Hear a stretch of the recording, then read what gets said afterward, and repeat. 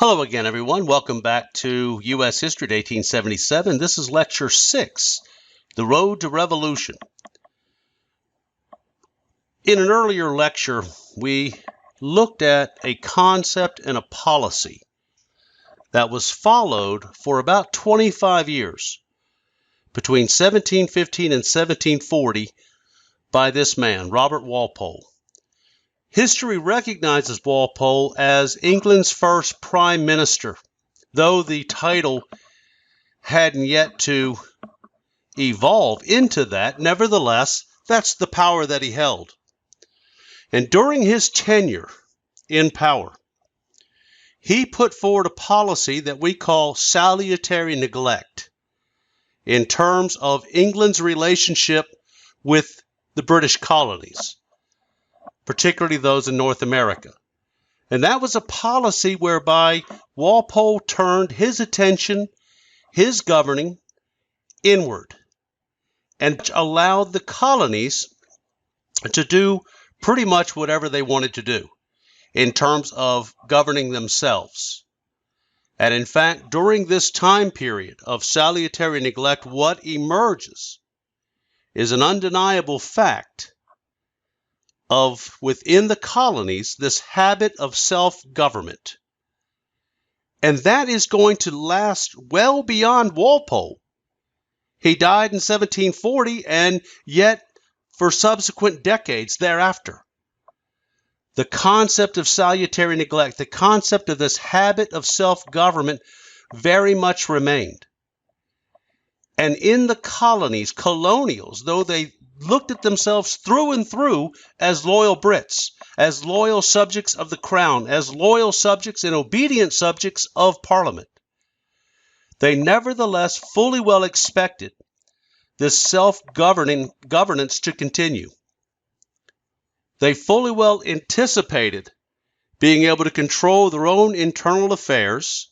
Each colony essentially operated as an independent country, though that's probably too broad in terms of the using the word country. Nevertheless, they made their own internal laws. They collected their own taxes. They did everything that a normal state government or government of state would do, except they were part of the British Empire. That's the result of salutary neglect. That was the result of this habit of self-government, and they drew the connection between their ability to control their own internal affairs with liberty. They saw this ability, this autonomy that they enjoyed under Walpole and then subsequent decades as part and parcel of the liberty they enjoyed as being part of the British Empire. Now, we know the crown during these years, beginning in 1715 and going up to 1740, this was George I, and then 1740 to 1760 was George II, and then in 1760, George III. The first two Georges had wanted very little to do, if anything, with actually governing England. And therefore, in England, Parliament became absolutely accustomed to a figurehead king. Parliament became absolutely accustomed to governing in their entirety, in all ways. And so George III, when he became king in 1760, unlike his father and his grandfather, what we saw his grandfather, George I, didn't even speak English, didn't care to learn English, felt it wasn't necessary, probably wasn't. George II learned English, but that was about the extent of him becoming a Brit. George III was different. He only spoke English. He did not speak German. He also believed that as king, he needed to be active.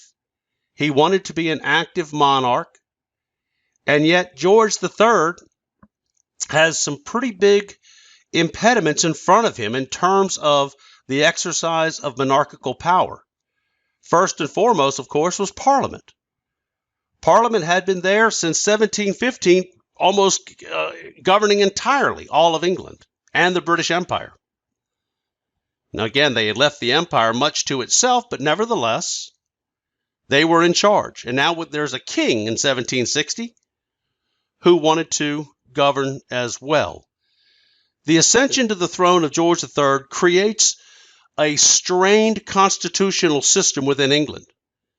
It had been worked out since the Glorious Revolution. Of course, Parliament was going to be supreme.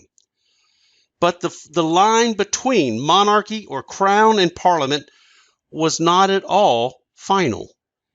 And so when George III came in wanting to be a proactive monarch, this created tension and friction with Parliament. In one area that the king did have some latitude, where he did have some agility, if you will, was in setting colonial policy. And in another area where the king, George III, assumed authority was in naming his own ministers. Both his father, George II, and his grandfather, George I, had allowed Parliament to name the ministers within the ministry itself. When George III became king, he said, no more of that, I'll name my own ministers, which obviously raised eyebrows in Parliament and indicated clearly that George III wanted to be a proactive monarch, wanted to be far more active than his two predecessors.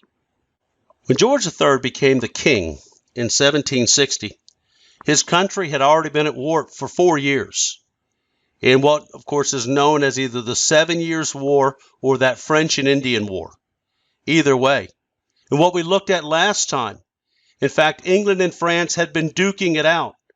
They were then engaged in their 4th war in less than a century over the control of North America. Over control of North America. And then in 1763, after 7 years of fighting, France decided they had had enough, and they surrendered and agreed to the Treaty of Paris, 1763, the treaty that ended the French and Indian War or the 7 Years' War. Let me clear something up first. It's called the French and Indian War not because the French were fighting Native Americans. It's called the French and Indian War because the French and the Native Americans were closely allied. And in fact, one reality facing Native Americans throughout these years was that the French were made far better allies than the British. The British had allied with various Native American tribes, even confederations, through the years. But the British weren't as keen to accept Native Americans as equals, not in any real sense of the word. And in fact, and this is, again, part of the baggage that comes across the Atlantic with the British, was their arrogance, was their sense of this world and their place in it. For in England, what was emerging was this concept that people of Anglican or Anglo blood were nature's finest, the best the world had to offer. And though not every British subject walked around with this thought in his head, his or her head, many of them did.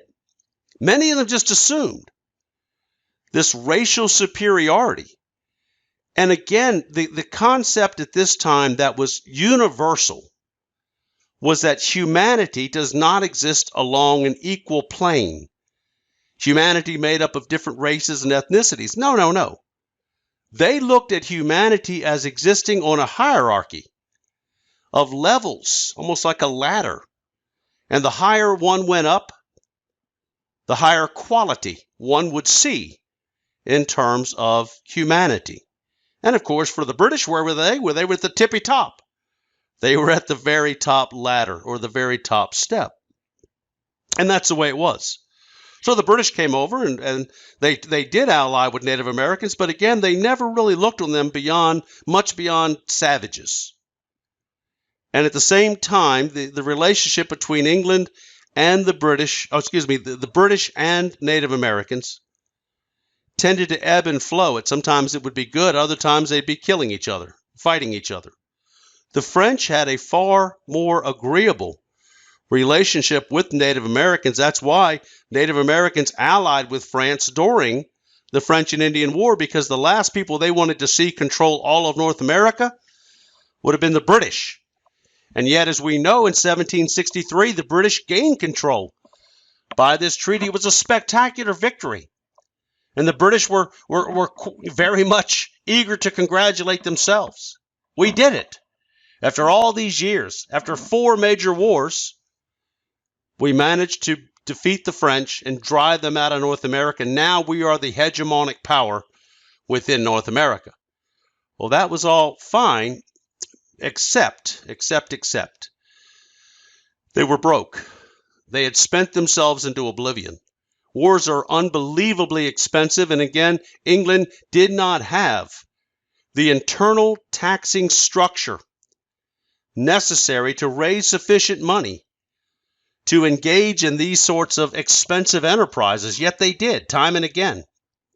One of the main reasons why Walpole earlier said we don't want to get involved in wars, because they were broke. Well, now they're broke again. Bad broke in 1763, deeply in debt, unable to service the debt, much less pay down any of the principal. This was a real crisis, a financial crisis of their own making in England, but one that they had to figure some way out of. If you look at this map here, you can see how they envisioned their new North American empire. Along the eastern seaboard would be the colonies. And then Florida was divided between East and West Florida at the Apalachicola River.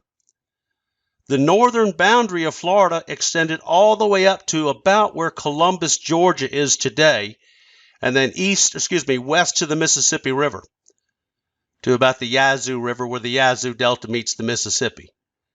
So West Florida was much larger, and it basically doubled in size from the coast all the way up to, about Montgomery, Alabama, on across. In the middle there, the big brown area, that was an Indian reserve. The British set that aside for Native Americans, understanding that the relationship between the colonials and the Native Americans had never been good, that it had always been contentious, and that the long history of whites coming in and shoving the Native Americans further and further west. Now England was determined that the Native Americans would live in that center region there, kind of hold it as a buffer until future developments, whatever those might be. So this was the situation. Again, the problem was England was broke. England was broke, and they just gained this big empire. The question was, could they hold it? How could they maintain it? It was going to be expensive even to maintain. In fact, when they created this Indian Reserve, they had to leave a force of 10,000 men behind in North America in order to fill up all these various forts that the French had built and some that the British had built as well.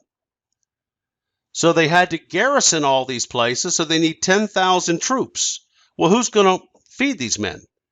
Who's going to take care of them? It's going to be very, very expensive. And so right out of the gate then, after 1763, the British started looking more and more at the colonies and saying, you all are not carrying your weight.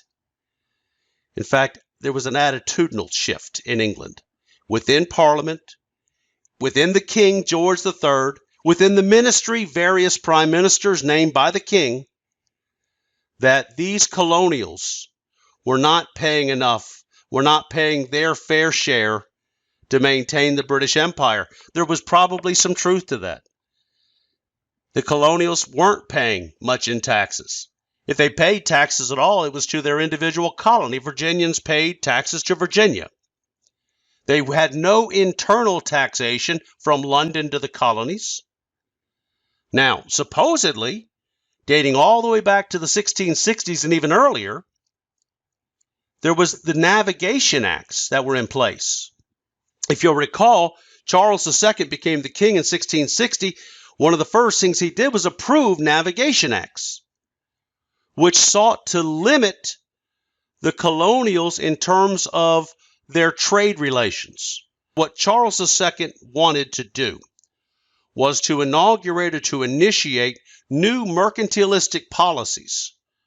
Mercantilism, this national economic policy whereby the government micromanages both the financial sector and the manufacturing sector, within the country and within that country's colonies in order to reap the greatest profits from both the manufacturing and the financial sectors. It was likewise a foreign policy, as we've seen. The more gold England could bring in, the less France would have. It was quite that simple. But the problem was England was broke, and they needed money. And so there were plenty of people in Parliament in 1763 who said it's time for these colonials to start paying their way. In that year, a rebellion broke out known as Pontiac's Rebellion, sometimes called Pontiac's War, led by Chief Pontiac. He was an Ottawa Native American. Now, historians now think that this whole rebellion has been misnamed. By the way, both images here are of Chief Pontiac, but by the way, we really don't know what Chief Pontiac looked like. These are just artist renderings of him. Nevertheless, these are commonly used to represent Chief Pontiac. Pontiac had been one of these Indians who had supported France wholeheartedly. In fact, most Native Americans throughout the heartland there, what's going to be Michigan and Ohio and Indiana and Illinois, most Native Americans in that area all supported the French in the French and Indian War, and they were obviously upset when the French surrendered, when they lost. What Pontiac and other chiefs, because he was not alone, it wasn't his rebellion. And I think historians have now agreed there that though he might have been one of the principal chiefs involved in this rebellion, there were many others, at least 5 or 6, perhaps more than that. He brought all these tribes together in a very, very loose confederation. You can see on the map here all the greens. The Pankashaw, the Shawnee, the Mingo, the Lenape, the Wyandot, the Miami, the Potawatomi, the Ojibwa, Ottawa, the Seneca, all of these different tribes were brought together in a loose confederation by Pontiac and others. There were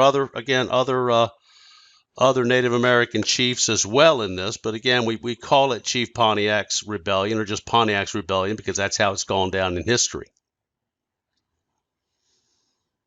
It broke out. Several thousand people were killed. You can see on this map all the various forts that the Native Americans managed to take. Fort St. Joseph, Fort Miami, Fort Sandusky, Fort Le Boeuf, Fort Venango, all of these. They tried to take Fort Pitt. They tried to take Fort Detroit, but they failed in that regard. And in fact, the rebellion fizzled. Once the British got their act together, they managed to crush the rebellion. And they put it down rather easily. Well, not easily, but soon enough. Again, several thousand people were butchered and in the most violent way. Any rebellion like this is going to be brutal, unbelievably bloody, and this is just another one out in the frontier like this. So the British, once they successfully put down Pontiac's War, Pontiac's Rebellion, knew they had to do something to maintain the peace in their new empire. And so they did two things. First, they passed what was called the Quartering Act. The Quartering Act. This was kind of the first strike of Parliament trying to micromanage the internal affairs of the colonies. The Quartering Acts, the 10,000 troops that England had sent to North America, would now be quartered in civilian accommodations, whether it was someone's home or a barn or some kind of public building. In other words, the Quartering Act required the colonies themselves to make provisions for these troops. England argued, after all, colonials, we have dispatched 10,000 troops for your defense, to maintain your frontiers, to put down these Indian rebellions. It's about time you helped us pay for these troops, these forces. From the colonial vantage point, though, this was problematic. Number one, who asked them to do anything? The colonials said, we never asked you to intervene on our behalf, and yet you just assume the right to leave 10,000 troops here. What was the attitude toward a standing army? Well, in England as well as in the colonies, it was not positive. And in fact, most colonials, just like their English brethren, they did not like standing armies. They knew their history. They knew what their potential. They also began to feel, these colonials, that a standing army was a threat to their liberty just by its very presence. So the Quartering Act passed in Parliament. When word arrived back in the colonies, it raised some eyebrows. It started raising some concerns. What is Parliament up to? Why are they starting to micromanage? Why are they getting into our business, in other words? Well, if you'll recall that mercantilism, that's what it's all about. It's a resurgence of interest in mercantilism, in controlling the colonies. The attitude in Parliament, the attitude in the ministry, the attitude on the crown among George III was that it's high time these colonials started paying their share of their own expenses. At the same time, they wanted to keep the colonials and the Native Americans from constantly fighting one another. And so to prevent that, Parliament passed a piece of legislation creating what was called the Proclamation Line of 1763. They passed the Proclamation of 1763 that created the Proclamation Line, which prohibited colonial governors from granting land beyond the Appalachian Mountains. You can see by this map, the dark line between brown and green, that was the demarcation. Colonials were not permitted to settle west of that line.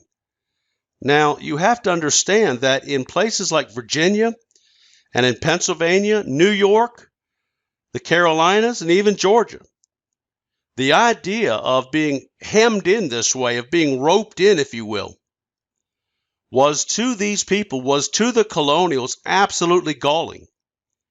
And in so many respects, I think the relationship between England and the British colonies quickly eroded from this point on. They were already rather suspicious with respect to the Quartering Act, but now they're being told they cannot, particularly in Virginia and in Maryland, you're not going to be permitted to spill out into the Ohio River Valley. That whole Ohio River Valley, that had been the objective all along.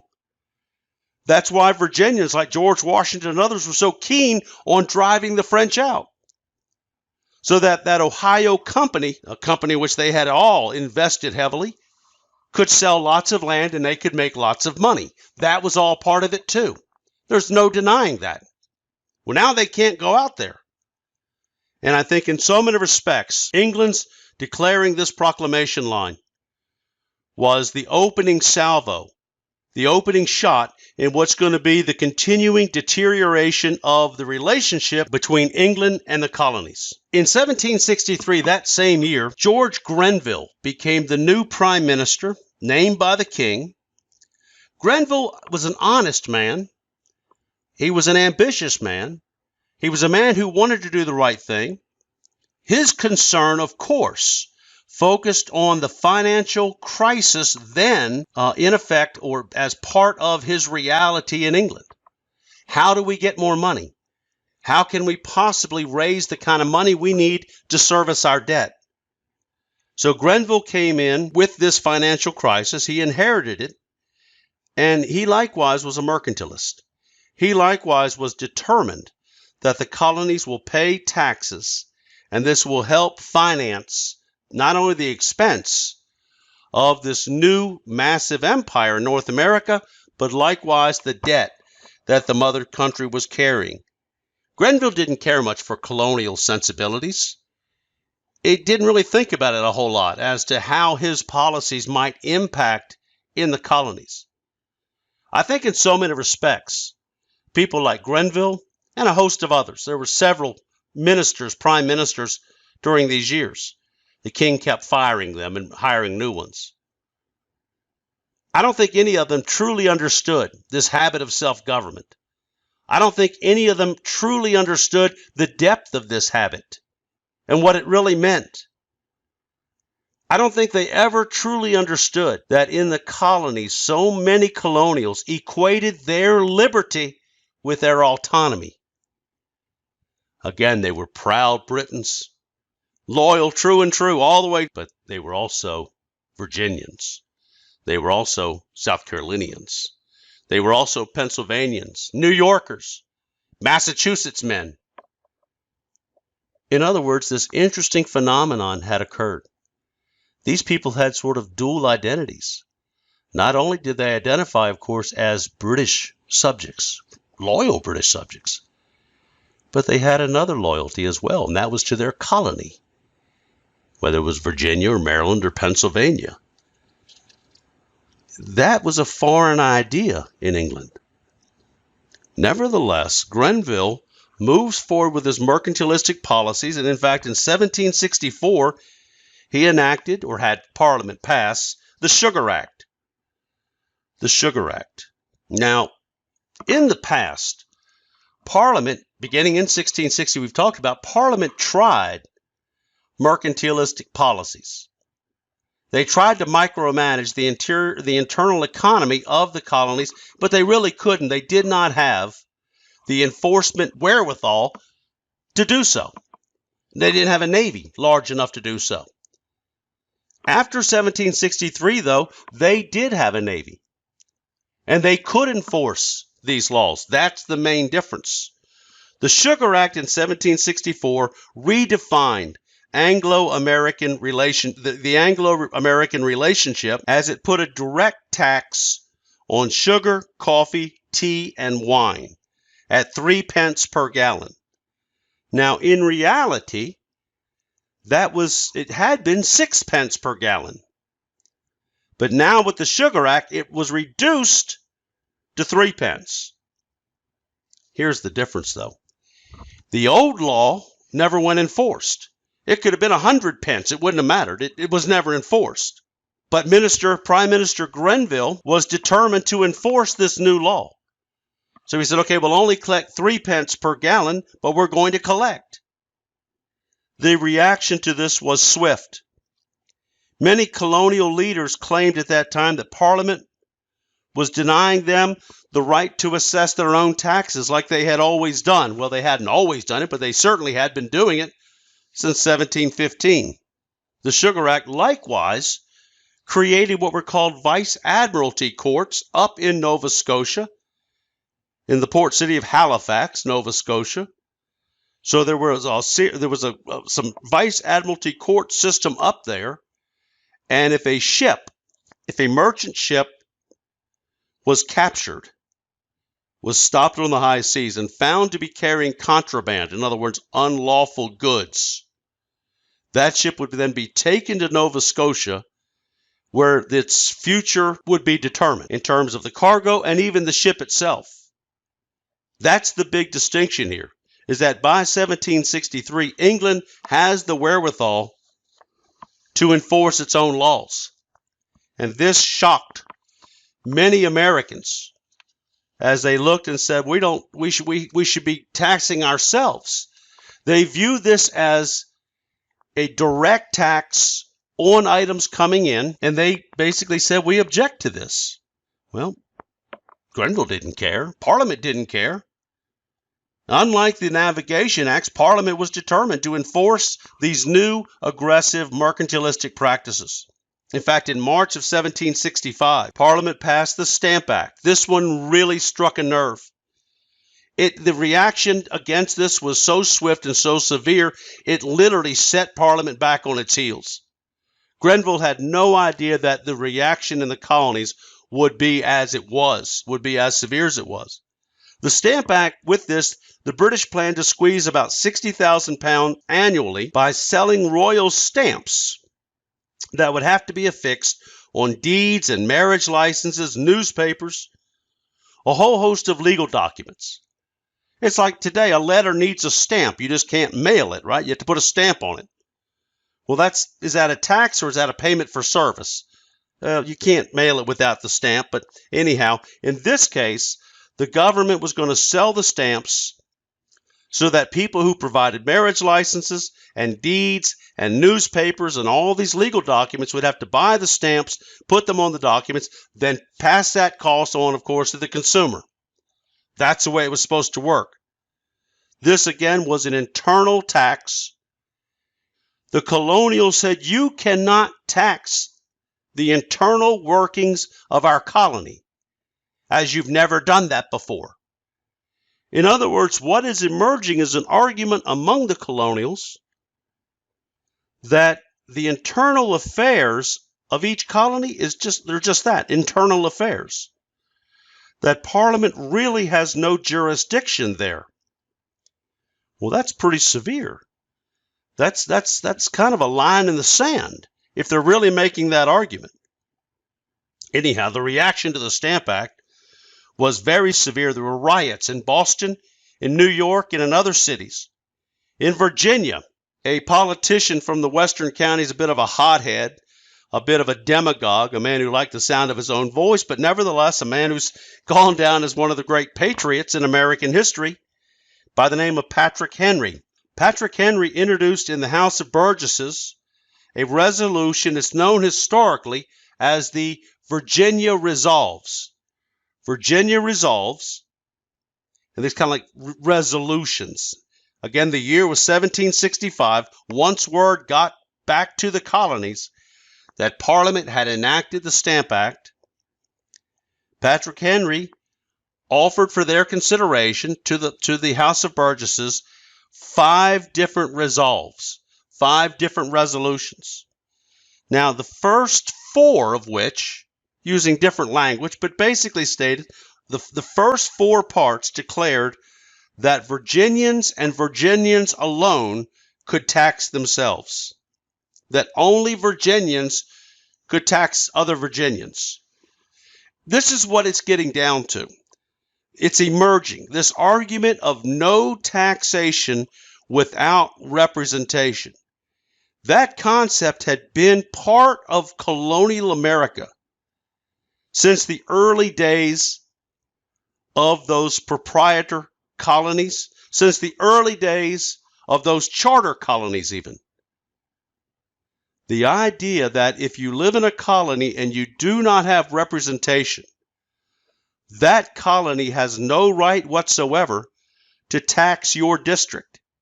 If it's not willing to organize your district and allow you to vote for your representative, then it has no right to tax you and to bring you into the tax structure. No taxation without representation. That's the concept.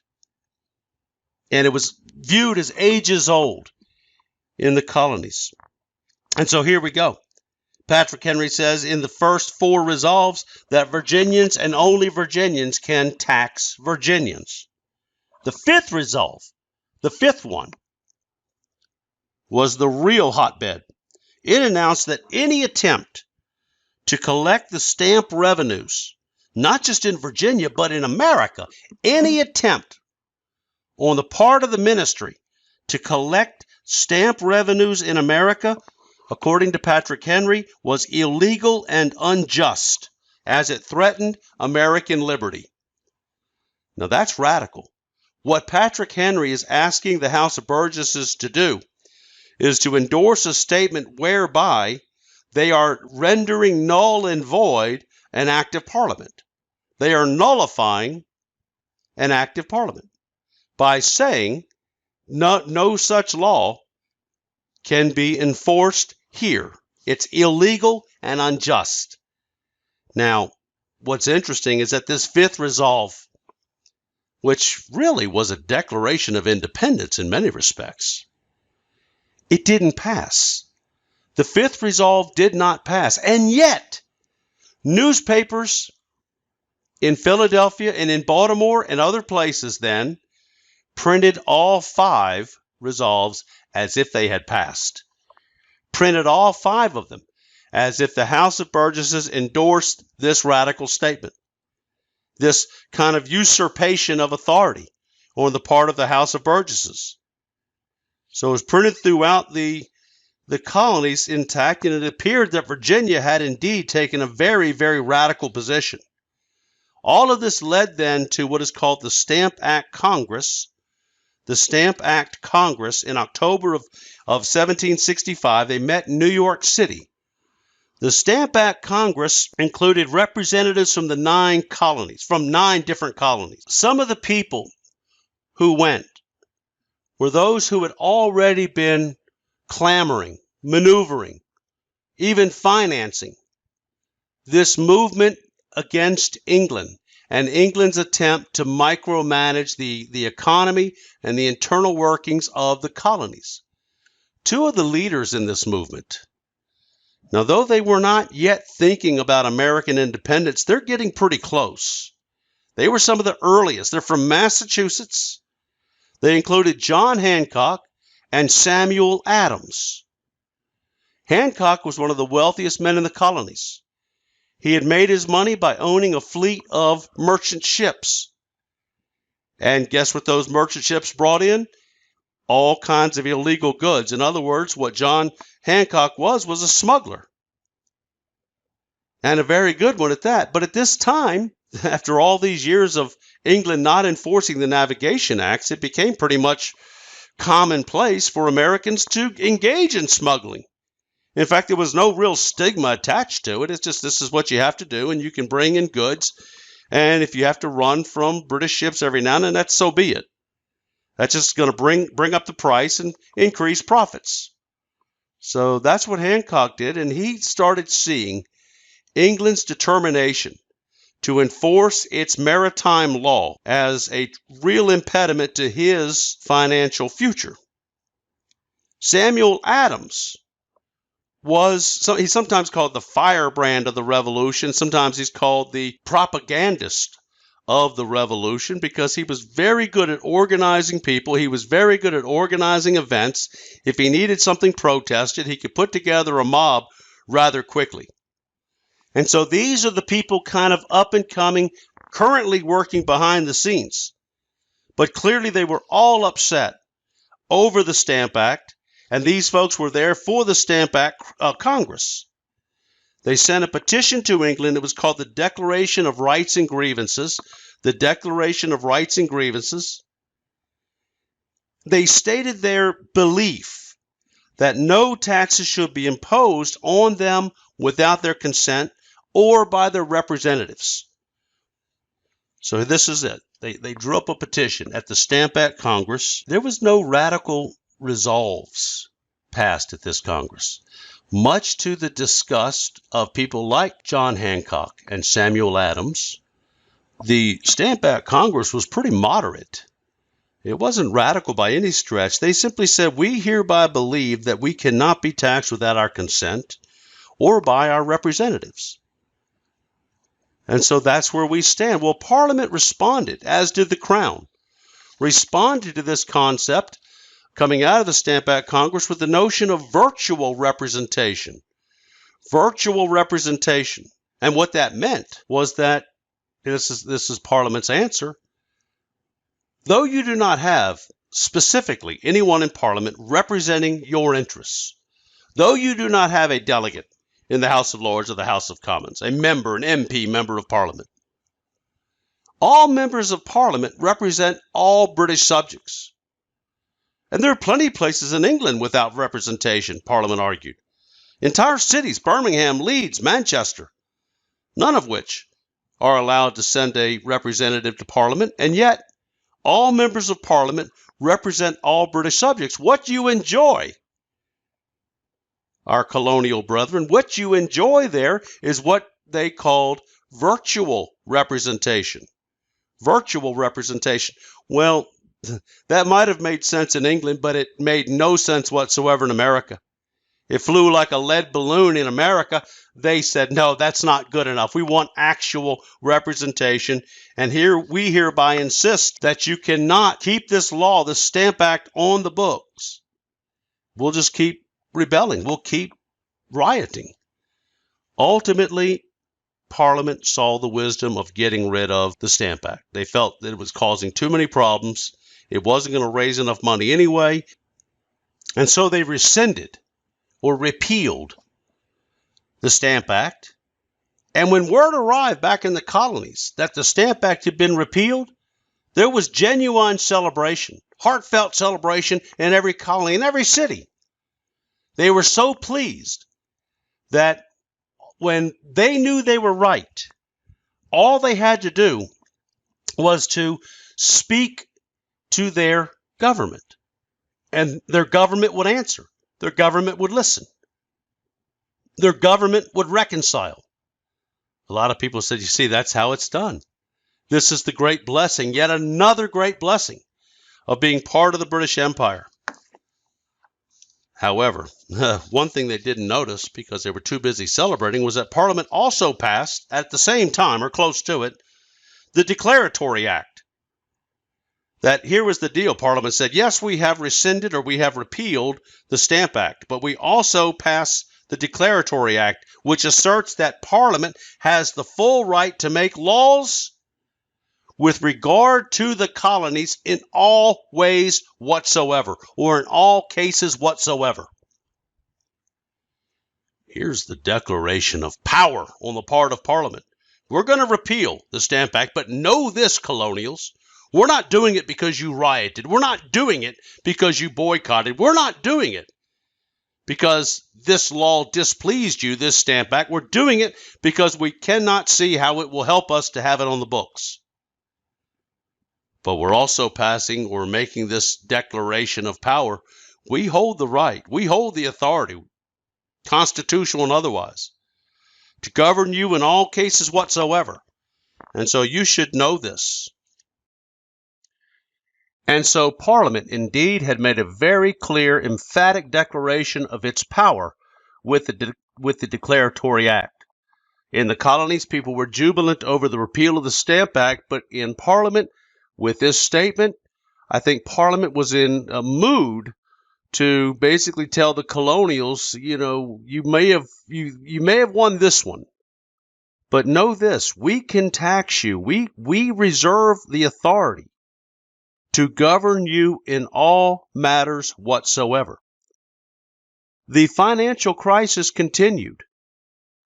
The financial crisis continued, and something had to be done in terms of the mounting debt and England's inability to pay the debt.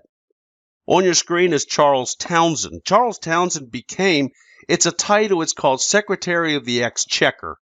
Now, really what we're looking at here is the Secretary of the Treasury. But he's in the ministry, he's one of the ministers, he's actually called the Chancellor of the Exchequer.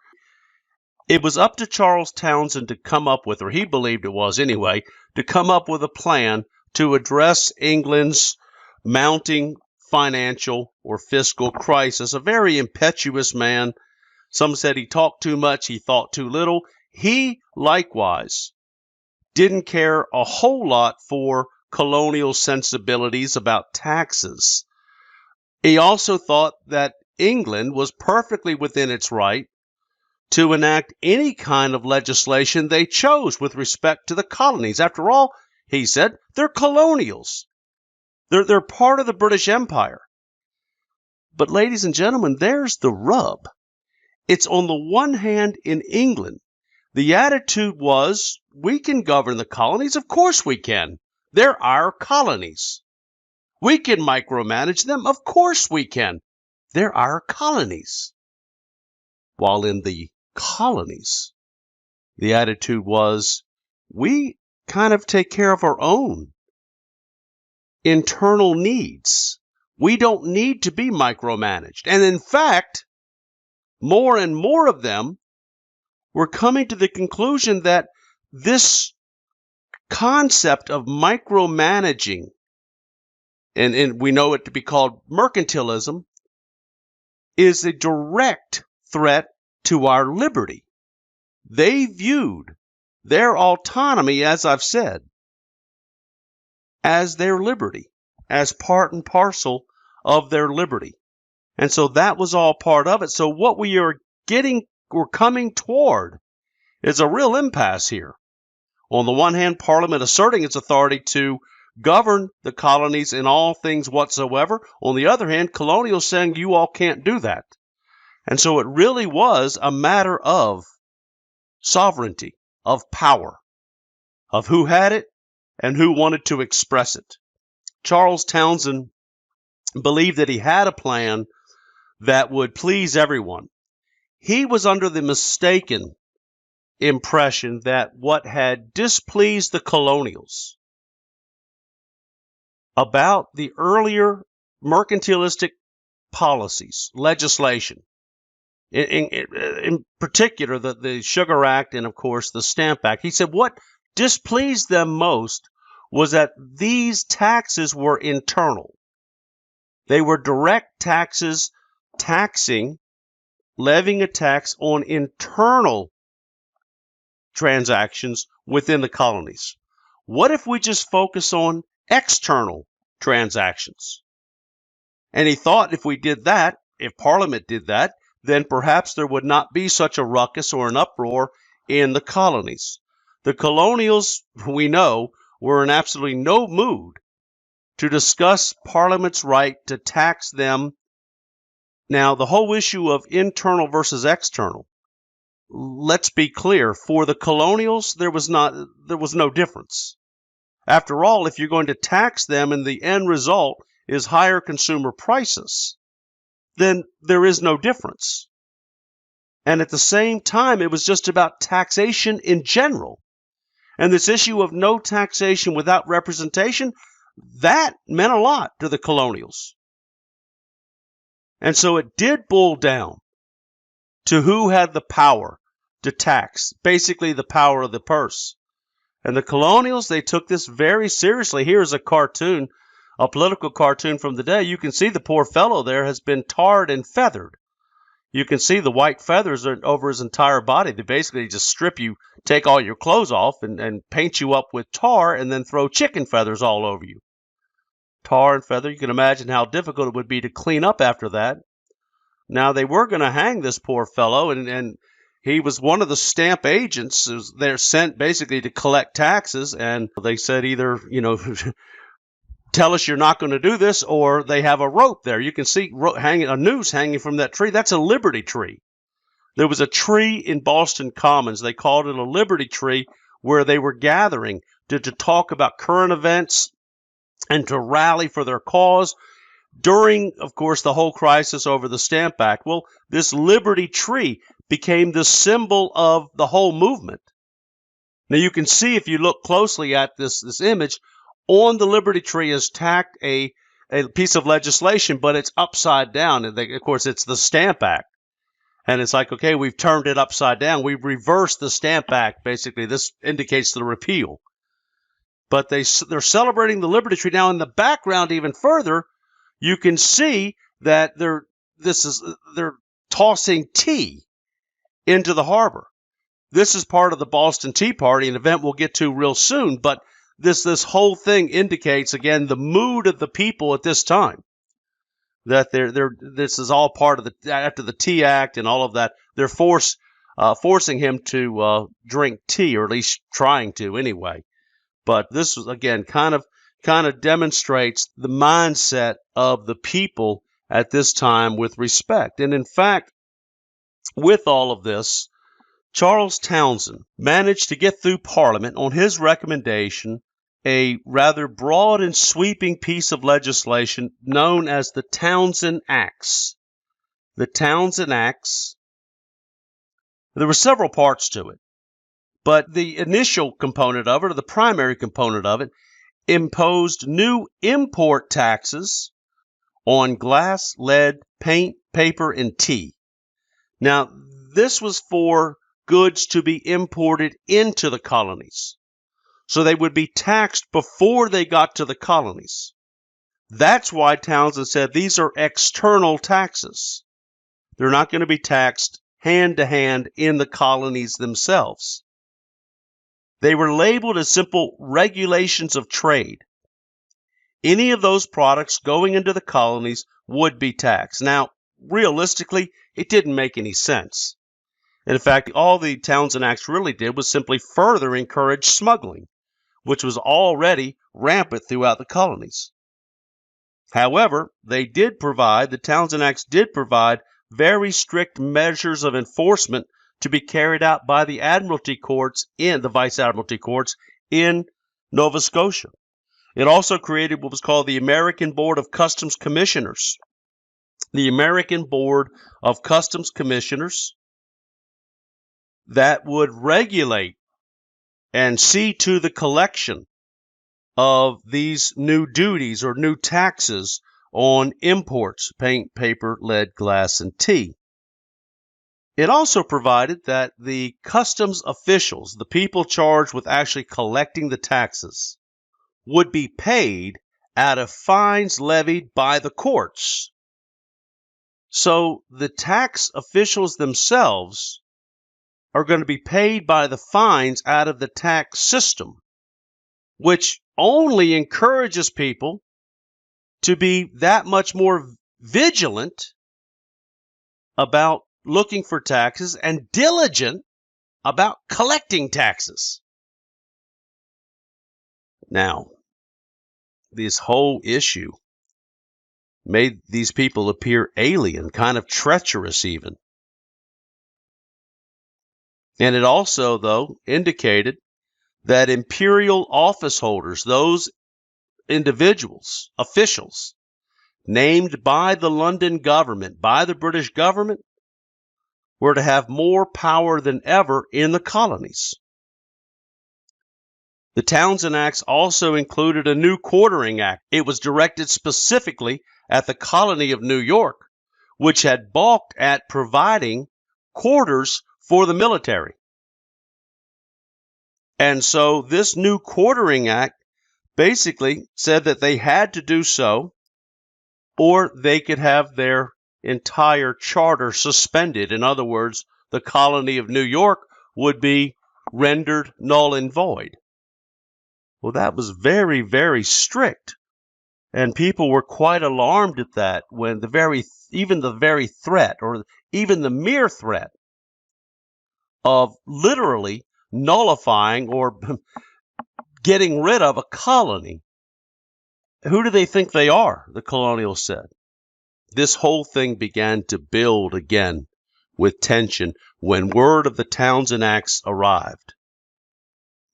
Meanwhile, back in Boston, Bostonians grew genuinely alarmed when they heard that the British Army, as being directed by the ministry, was sending 4,000 regular troops from Nova Scotia to Boston. Now, it was no big secret that much of the impetus, much of the energy for the protests over the Stamp Act and over the Sugar Act, and now over the Townsend Acts, was being generated out of Boston. It was no big secret that Boston was sort of ground zero of colonial discontent. And therefore, when it was announced that 4,000 regular troops, now keep this in mind, the British troops were without question, if not the best trained, one of the best trained forces in the world at that time. The Army likewise was, if not the best provided for, one of the best provided for armies in the world. These men were highly skilled soldiers, extremely well trained for that day and age, and they were extremely effective on the battlefield, particularly with the bayonet. That's where they truly excelled, at sort of close order combat, one-on-one, on the battlefield itself. In fact, for many people, the idea of the British soldier, I mean, this was the absolute, the kind of the beau ideal, the greatest example of what the perfect soldier was. And now 4,000 of them are coming to Boston. And so they come in, they're commanded by General Thomas Gage. General Thomas Gage. Now, why were they sent? They actually were not sent as a show of force. They actually were not sent by Parliament or by the ministry to intimidate. But that's all quite beside the point. Their very presence was intimidating. Their very presence was obnoxious to the people of Boston. I've talked to you about their feelings toward a standing army. And now there are 4,000 troops encamped on Boston Commons. A lot of them, of course, they were there to guard the customs houses. That the customs houses existed to collect the taxes as ordered by London.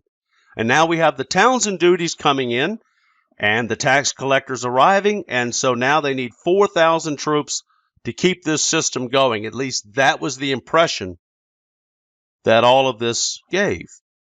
Thomas Gage, as the commander, was in a very difficult position because he knew that his troops were clearly not welcome in Boston. And yet, of course, he had his orders as well. I think he understood, or he came to understand, that 4,000 troops under his command, their presence was a real turning point in the relationship between the colonies and England. Word was spreading quickly throughout the colonies that England was acting more and more tyrannical, that they were willing now to use military force to squash American liberties. And the whole argument that Townshend used versus internal versus external simply blew away into the wind. It made no difference. They were taxes all the same, and they cannot tax us. Only we can tax ourselves. The presence of these troops was so intimidating that their positions became even that much more rigid, inflexible.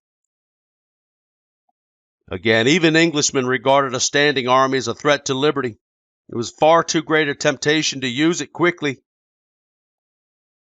Tyranny with these forces seemed obvious to many people in Boston. The troops also, of course, they work 8, 10, 12-hour days, and then they're free. A lot of them had a lot of skills. A lot of them, as they were Marines or British Marines at that time, so they were, of course, to be transported by ship, but then they were trained to fight on land. But they had a lot of skills, sailing skills. They had a lot of maritime skills, rope making, sail making, and all of that. Jobs were sort of scarce in Boston, but a lot of these troops went out and found part-time work, which added or heightened the anxiety even more, particularly among sort of the lower orders, people who were looking for work all the time. Now they felt that they were being shut out of work by these, what they called the lobster backs, because of the uniform itself. They refer to as lobster back. What's interesting, they call them lobster backs. At this time in the 18th century, lobster was viewed as trash fish. Today, of course, it's a unbelievably expensive delicacy. But in the 18th century, it was just garbage. In fact, they only fed lobsters to prisoners in the jails. And there were many instances of prisoners rioting because they didn't want to eat any more lobster. So to call a British soldier a lobsterback obviously was derogatory. Obviously, it was a way to criticize or to look on them with derision. And so that's why they used that term, lobsterback. 18 months passed. 18 rather tension-filled months passed in Boston. But an episode was almost inevitable. Again, you take 4,000 men, you put them in the heart of a city that's not accustomed to having an army, and it's already the atmosphere is already tense. This could have been predicted, that ultimately violence is going to break out, and it will on the 5th of March, 1770. It started in the morning. A fist fight broke out between a rope maker, a young man who lived in Boston, and one soldier. And it sort of elevated from there. Word got it. Actually, what happened was the soldier got the best of the rope maker. And so his friends went out, went to the bars, went to the pubs where they all gathered. And, of course, you have Samuel Adams there. He's involved. John Hancock's involved.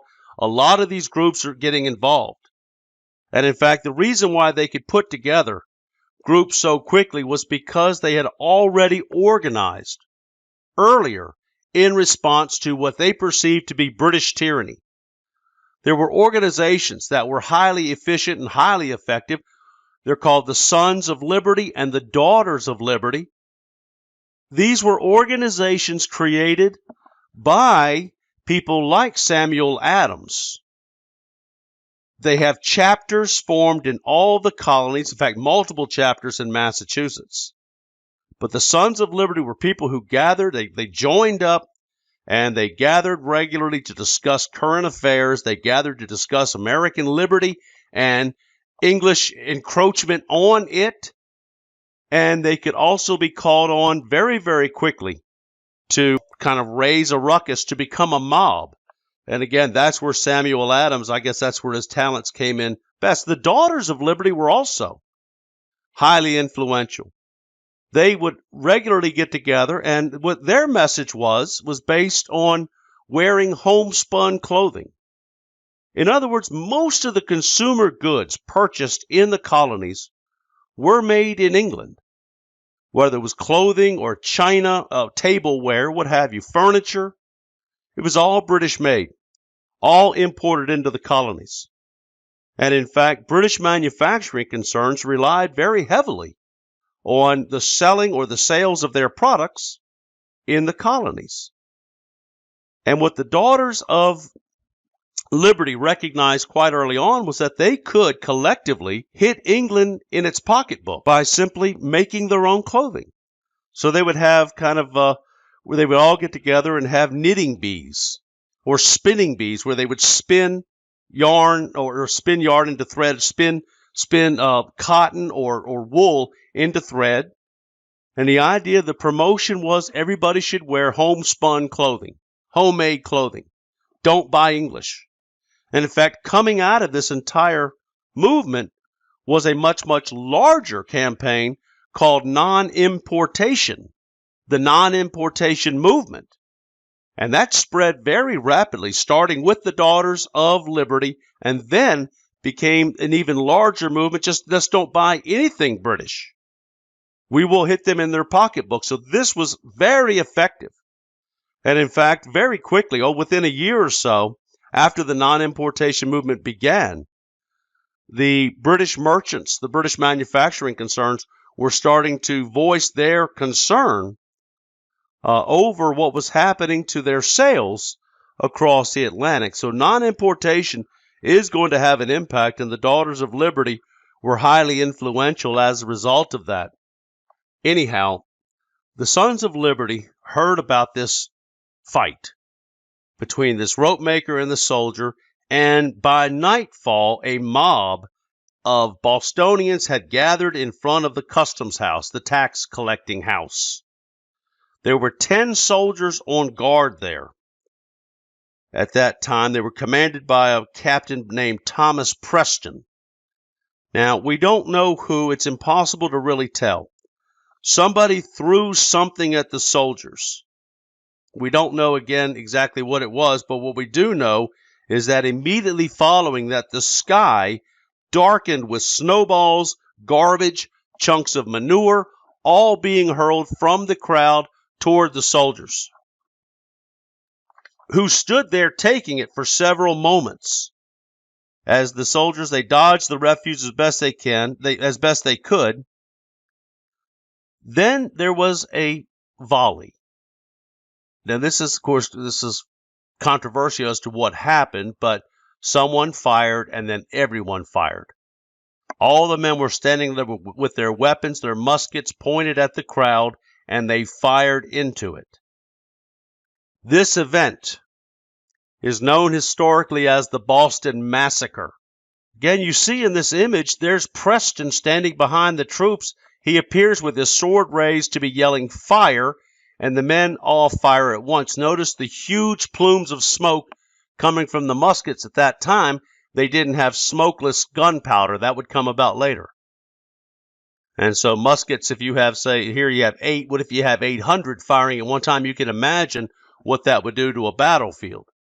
Anyhow, this image was part of a carving, an engraving, produced by Paul Revere, who was a silversmith in Boston. He was also a Sons of Liberty, a member of the Sons of Liberty. He's also one of these people who very much believed that England had become tyrannical and that it was best that the colonies maybe seek their own direction. In other words, Paul Revere was already going down the path toward independence. Now, again, this is 1770. That's very radical, and I think most of the colonials would have said, that's treasonous, sir, to even think about that. Nevertheless, there were already people beginning to mumble the very idea that independence was necessary. Anyhow, going back to this engraving, you can see at the top it says, "The bloody massacre perpetrated in King Street, Boston on the March the 5th, 1770. And at the bottom it says, "Engraved, printed, and sold by Paul Revere of Boston." Now, looking at this image, it's pretty ghastly. You have the soldiers firing. You have a dog standing there in the front. I mean, how many dogs would just stand there while 8 muskets are fired? It's a little problem. You have North Church in the background. The street, it's all very accurate. And then you have people, one man's been shot in the head. And again, all in all, I said 8 killed, excuse me. There were 5 people killed, 8 wounded in this massacre. Now, it was Paul Revere in this very engraving where the phrase "the bloody massacre" or the Boston Massacre. He called it a massacre. Now, that's a very, very powerful word, isn't it? Kind of a loaded word. But the death of 5 people, was that a massacre? Well, they were unarmed. I guess most of them were anyway, though they were armed with snowballs and horse manure. But nevertheless, they were shot and killed. 5 killed, 8 wounded. Now, what we do know is that here's another image produced later of the Boston Massacre. Now, here we have the big difference. We have the soldiers firing, but we have more soldiers kind of milling about all around and falling to the ground, and more of a riot, wasn't it? It's more of a riot, and these soldiers are firing. In fact, the first person killed, according to a number of accounts, was a man by the name of Crispus Attucks, an African-American living in Boston who he was a sailor, and so he had a lot of skills. He was also one of those folks who were chronically unemployed because of the soldiers. And so Crispus Attucks was known to be at these events.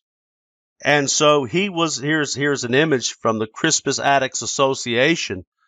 Traditionally, he's described as the first American death in the American Revolution. This image might indicate maybe there could be people dead in the crowd, but nevertheless, this image was produced by a man by the name of William Champney, and it clearly shows Crispus. I don't know if he's being bayoneted there or if he's being shot. It's really kind of hard to tell. But again, history, that Crispus Attucks goes down as the first person killed in this Boston Massacre. Now, the governor of Massachusetts, who was already besieged on a number of fronts. In fact, at one point when he was a lieutenant governor, the Sons of Liberty actually burned down his house. Now he's governor, and he knows that the presence of these troops is far too menacing for the people of Boston, so he ordered all the troops to islands in Boston Harbor, and they would remain there for the next 4 years to try to get them out of Boston and put them out into islands in the harbor. Again, the incident was immediately labeled a massacre, and it was promoted and made public throughout the colonies. Now, at one of the funerals for one of the people killed, it was a Boston preacher. Don't worry about him. His name was Joseph Warren. He delivered the eulogy for this poor man who had been killed during the massacre, and he martyrized both him and the victims. He reenacted the scene. Preacher Warren, he told the crowd there in his eulogy, he said, "Behold thy murdered husband gasping in the ground. Take heed, ye orphan babes, lest while your eyes are fixed upon the ghastly corpse, your feet slide on the stones, be splattered with your father's brains." Well, that's rather ghastly. It didn't matter, evidently, that the person being eulogized was single, never married, had no children, but it made for good propaganda, and of course it was promoted throughout the colonies. Again, Paul Revere made a lot of use of this event and in his promotion of it as well. So the Boston Massacre, as it's become known, actually what's interesting is that the soldiers were ultimately put on trial, but they were found not guilty, which clearly indicates that they weren't just men whose weapons were pointed at unarmed civilians who then fired on these people without good cause. But nevertheless, that's the Boston Massacre as it has gone down in history. In 1773, Parliament was still facing a very severe financial crisis, and they weren't sure what to do about it. Nevertheless, they didn't want to see any of their state-sponsored companies go under as a result of this crisis. One of the companies, it was called the East India Tea Company, was on the verge of bankruptcy in 1773. The East India Tea Company was on the verge of bankruptcy in 1773. In fact, it was then in possession of 18 million tons of unsold tea. And so in addressing this problem, Parliament in May of 1773 gave the East India Company a monopoly to sell tea directly to Americans. So they reduced the taxes on tea, but they established that only East India Company tea could be sold in the colonies. Now, how was this interpreted in the colonies? How would this be interpreted in Boston? Once again, the same thing. As a violation of American liberty. How can you tell us that we can only buy tea from this one company? For colonials, tea was almost a necessity. They drank tea all the time. But they drank tea from all over the world, and they liked tea from all over the world. Now, all of a sudden, out of London comes this Tea Act, where they could only buy tea from this one particular company. This led in December of 1773 to an event where Sons of Liberty members, no doubt rather tanked up, dressed themselves up as Native Americans, boarded several ships in Boston Harbor belonging to the East India Tea Company, and they dumped 340 chests of tea. It's worth about 10,000 pounds into the harbor. Here's another image of it, black and white. Again, they dressed themselves up as Native Americans. Why would they do that? We don't really know why. But supposedly they just did, I guess, to pass the blame. We don't know, but clearly they were colonials. There were not Native Americans there. They dumped the tea into the harbor. And so at first people looked at them and said, why did you all do that? That was just kind of ridiculous. And in fact, it was viewed rather widely as just a wanton act of destruction. And so I think at first the so-called Boston Tea Party was looked on that was as an unwise act on the part of these colonials. However, when word got back to the colonies of Parliament's response to the Boston Tea Party, that sentiment evaporated. Simply put, Parliament responded far, far more severely than I think either wise or that anyone anticipated. They passed a series of measures known as the Coercive Acts. The Coercive Acts, and they were led by the new Prime Minister, a man by the name of Frederick North, Lord North, who had come in to be the Prime Minister and was determined that these colonials would not get the better of this argument, that the colonials were just that, colonials. And as such, they were subject to all rules and regulations, laws and provisions set down by London. It was perfectly simple. And so Frederick North, or Lord North, was a bit of a hardliner. And it was under his direction that the Tea Act was passed. And then he got word that the reaction to the Tea Act was this Boston Tea Party. And so he very much supported, both he and the king, George III, very much supported the passage or the enactment of these coercive acts. Now, in the colonies, the coercive acts were renamed the intolerable acts. These intolerable acts were viewed in the colonies as absolute proof positive that England was hell-bent on crushing American liberty, and to them, a person without liberty was the same as a person in chains or in bondage, in slavery. Now, this is what's interesting about this concept of liberty, and I'll get back to this later. But the colonials, more and more talking about liberty, it was their liberty. And parts of their, depending on with whom you were speaking, if it was a person from the South, a slave owner from the South, the right to own slaves was, in their mind, part of their liberty. And in fact, there was already some talk in Parliament of abolishing slavery throughout the colonies, throughout all the British Empire. Now, though that would not actually occur for another 50 years or thereabout, the mere talk of it in Parliament was enough to give Southern slave-owning colonials a great deal of concern that perhaps they will abolish slavery. What would happen to their labor? What would happen to their system? What would happen to their way of life? What would happen to their tobacco? Now, one thing they were already learning was that much of the soil in Tidewater, Virginia, was already dying. I mentioned that tobacco was a nutrient-depleting soil. It's terrible for the soil. And so what was happening in colonial Virginia was that they were constantly looking for new soil, virgin soil they would call it, to raise more tobacco, but they were also looking for new economic opportunities like selling land out in the Ohio Valley.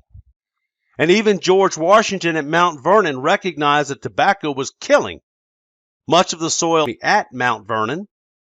And so he tried to diversify crops, growing wheat, growing corn. He also opened a distillery in Mount Vernon. In fact, he became colonial America's largest distillery, or he owned the colonial America's largest distillery. Anyhow, back to these coercive acts. First and foremost, the coercive acts closed the port of Boston until the East India Company and the Customs Office were paid for their losses.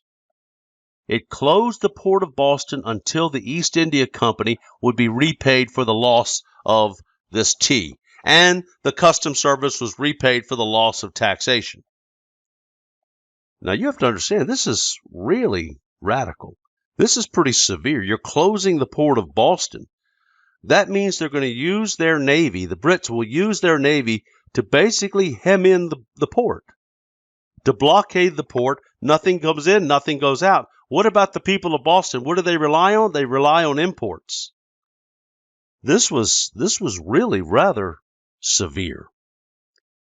Secondly, among the coercive acts, any royal official charged with a capital crime would not be tried in America. If a royal official was in Georgia or Massachusetts or any of the colonies and they were charged with a capital crime, in other words, one that could lead to execution, they would be taken to England for trial. Why? Because the obvious sentiment was that a royal official would never get a fair trial in the colonies. For the colonials, this was yet another affront. This was another insult. It also said, well, I guess if a royal official commits a crime here, they're going to be taken to England and then let off the hook. In other words, we can't even prosecute people for crimes committed against ourselves. That's just, to them, this was outrageous. It restricted the number of town meetings to all of Massachusetts to 1 per year. The number of town meetings for all Massachusetts towns was restricted to 1 per year. The coercive acts also authorized the army to quarter troops wherever they were needed. It also appointed Thomas Gage to serve as the new royal governor of Massachusetts. Now, this was really excessive. Thomas Gage became the the military governor of Massachusetts. Now, what that means is that for Massachusetts now, civil law is thrown out. And martial law, military law, is then brought into the civilian sector. This is martial law. This is what we think of as the rule by the military.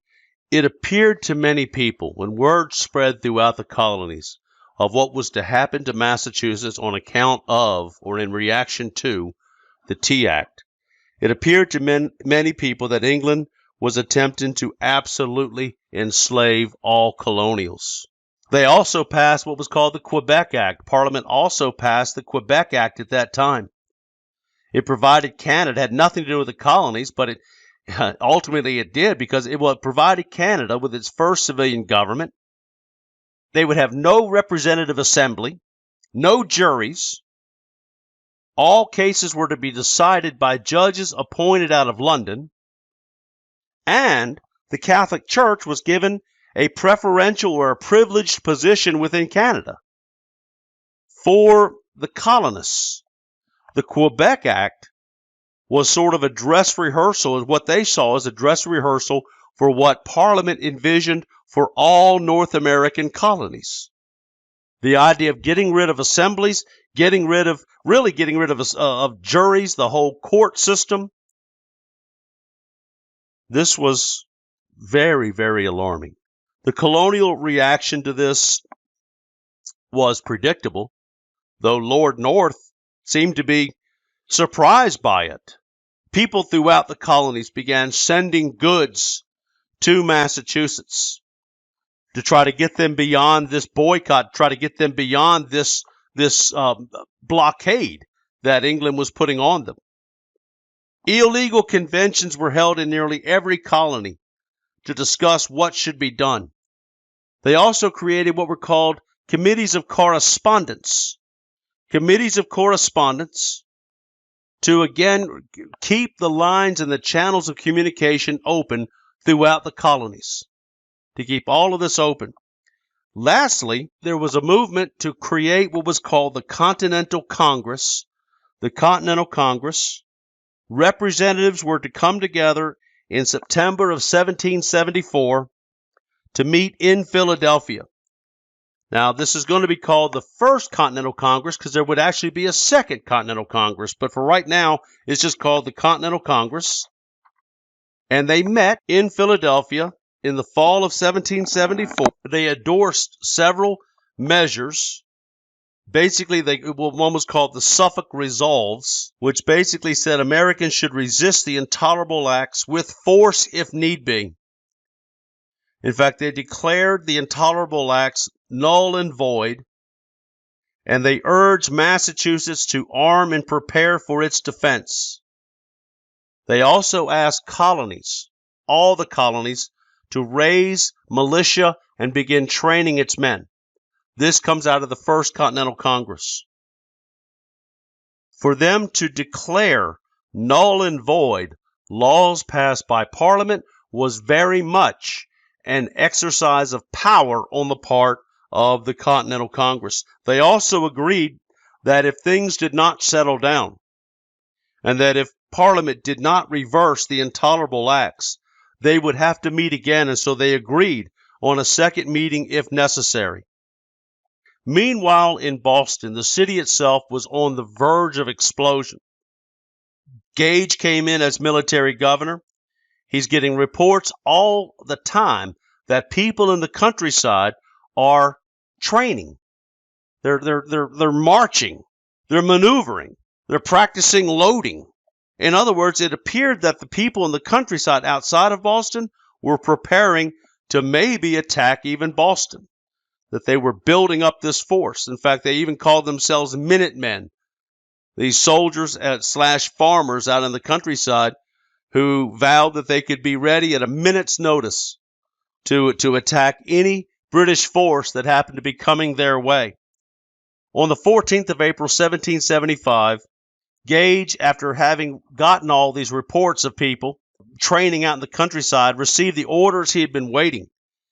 He ordered his men to attack these positions of supposed large stores of Minutemen weapons, particularly in the towns of Lexington and Concord. You see this image here of Gage. He's pointing to troops. What are the troops doing? They're marching out. Where are they going?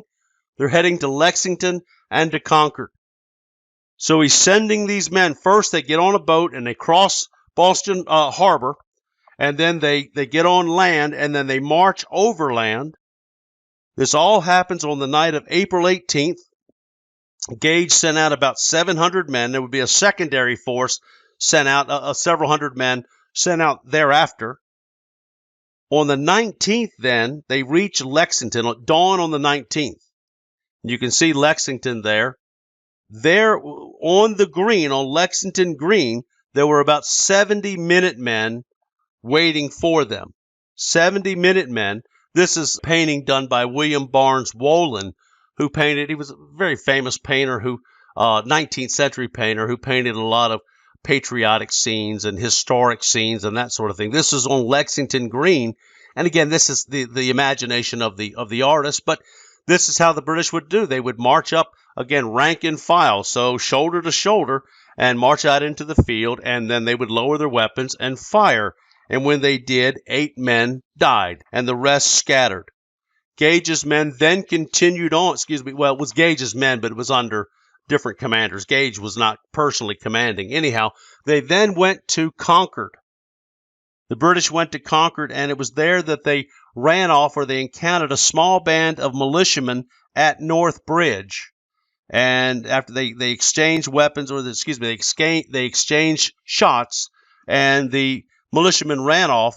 Then they started hunting. The British hunted the town forever. They didn't find anything. They found some flour. They found some digging tools, a few gun carriages. They did find a striped tree. It was called a liberty pole. Again, it was a tree that they would put wrap cloth around it, different colored cloths, and this is where they would gather and have rallies and what have you. But this called a liberty pole, it became symbolic of this whole movement. Meanwhile, of course, we know that messengers, including Paul Revere, another man by the name of Dawes, you can see on this map, you see Revere's path and then Dawes's path that actually left out before the British and out into the countryside. The British are coming, the British are coming. And this is what alerted the countryside to all of this going on. Minutemen then began gathering. They came in from all over the countryside. The British, after having found nothing at Concord, decided to march back, and then all of a sudden, they realized they were being fired on from behind trees, from behind big boulders, from little ravines. Shots were being fired at them, and meanwhile, more and more Minutemen were coming in from the countryside.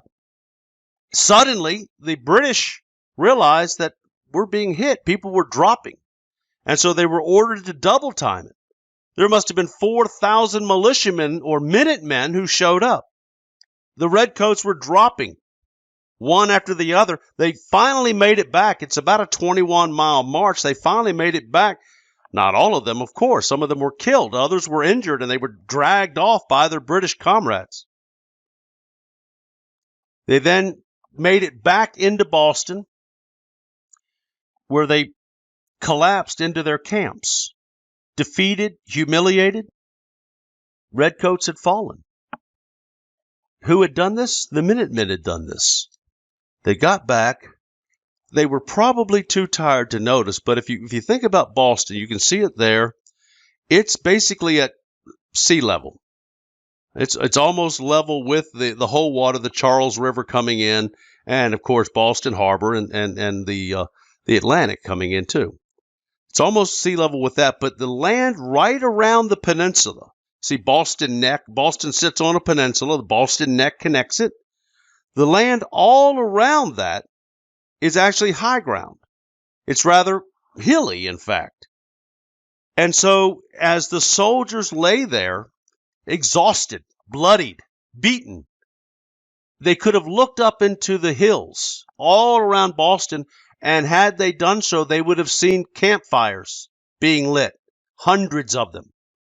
These were the campfires of what's going to be the Massachusetts militia that will form the nucleus of what's going to be called the Continental Army. For these people who had been the Brit soldiers' countrymen that morning had by that evening become their enemies. So now the revolt, or the American Revolution, is going to happen. Now it has become a military event. It went from largely a financial crisis to a crisis over sovereignty, and now it's become military. A couple of opening remarks I want to say about this. First and foremost, it was the first major rebellion by overseas European immigrants against a mother country. The American Revolution will be the first of several major revolutions that rocked the Atlantic world. It includes the French Revolution, but likewise revolutions throughout Latin America where these people declare their independence from Spain. And the American Revolution, in fact, will set the example for future revolution. Leaders saw themselves as leaders of a universal struggle for liberty. They knew they were setting the standard, or at least they believed they were. Yet it was full of contradictions. It was many things at one time. It was a quest for liberty by men who owned slaves. That's what we mean a contradiction. It truly was. 1/3 of the colonies at any given time were against the revolution. It was made by 14 separate governments, if you include Vermont. So there were a lot of discrepancies about this, a lot of inconsistencies, a lot of contradictions about the American Revolution. Looking back many years later, our second president, John Adams, he asked the question kind of rhetorically. In other words, he's not looking for an answer, but he asked, what do we mean by the revolution? Then he answered with a question, the war? Then he answers that question. That was no part of the revolution, he said. It was only an effect and consequence of it. The revolution, John Adams said, was in the minds of the people. And it was effected from 1760 until 1775, in the course of 15 years before the first drop of blood. What John Adams is saying is that the American Revolution was not a war. The war was a consequence of the revolution. It was a result of the revolution. The revolution was one of the mind. The revolution was one of liberty. It was one of sentiment. It was one of philosophy. It was one of this notion of egalitarianism that comes out of the Great Awakening. It was one of this notion that we're going to strike out on our own, that we are no longer one and the same with Europe, much less England, that we have become something other, that by virtue of our birth, by virtue of our culture, by virtue of the environment, by virtue of a number of factors, we have evolved into a different culture altogether. In other words, these colonials had reached the conclusion that they were something other than European. They were American. Now, that's probably a little strong in terms of their sentiments, but they're getting there. They certainly express this sense of otherness, of being different. And a lot of times that was reinforced by the British. Nevertheless. Okay, we'll be looking at the war in our next lecture.